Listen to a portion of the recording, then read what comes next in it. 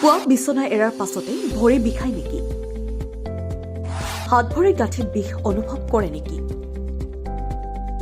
হাত ভৰিৰ গাঁঠি ফুলি উঠে নেকি? তেন্তে সাৱধান, আপোনাৰো হ'ব পাৰে ইউৰিক এচিড।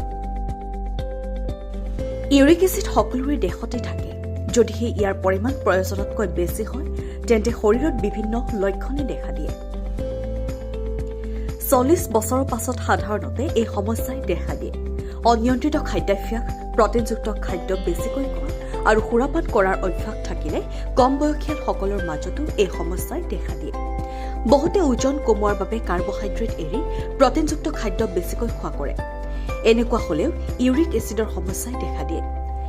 ইউৰিক এচিড হলে কিছুমান খাদ্য কমকৈ খোৱা উচিত, আন কিছুমান খাদ্য এৰাই চলাটো অত্যন্ত জৰুৰী। উল্লেখ কৰা হল ইউৰিক এচিডৰ সমস্যা থাকিলে কোনবোৰ খাদ্য খাব পাৰি আৰু কোনবোৰ নোৱাৰি। ইউৰিক এচিড হলে বহুতে বিলাহী খোৱা এৰি দিয়ে, কিন্তু ৰন্ধনত বিলাহী দিলে কোনো অপকাৰ নহয়। অৱশ্যে কেঁচা বিলাহী আৰু কেঁচা পিঁয়াজ খোৱা অনুচিত। ভাত, চিৰা, মুড়ি এইবোৰ খাব পাৰি। কিন্তু পাচলিৰ ক্ষেত্ৰত ফুলকবি, পালেং, বন্ধাকবি আৰু শাক কমকৈ খোৱা প্ৰয়োজন। চৰ্বিযুক্ত মাছ পৰাপক্ষত এৰাই চলিব লাগে। ইলিছ মাছত অমেগা 3 ফেটি এচিড থাকে, সেয়েহে অত্যাধিক পৰিমাণে ইলিছ মাছ নাখাব। সকলো ধৰণৰ ফল মূল খাব পাৰে, কিন্তু মিক্সড ফ্ৰুইটৰ সলনি দিনটোত এবিধহে ফল খোৱা উচিত। ড্ৰাই ফ্ৰুইটছ খোৱাত কোনো ধৰণৰ বাধা নাই। 200 পৰা 250 মিলিলিটাৰতকৈ বেছি গাখীৰ খাব নালাগে। দৈ আৰু চানা খোৱাত কোনো ধৰণৰ বাধা নাই। খাদ্য তালিকাৰ পৰা যিমান পৰা যায় প্ৰটিনৰ পৰিমাণ কমাই দিব লাগে।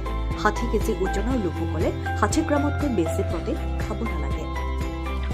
দাইল বা দাইলৰ পৰা প্ৰস্তুত কৰা খাদ্য, ৰাজমাহ, চয়াবিন ভুলতো নাখাব।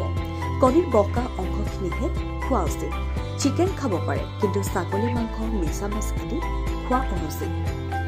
অক্সালেটজাতীয় স্তনৰ সমস্যা থাকিলে গাখীৰ বা দুগ্ধজাতীয় কোনো খাদ্য খাব নালাগে।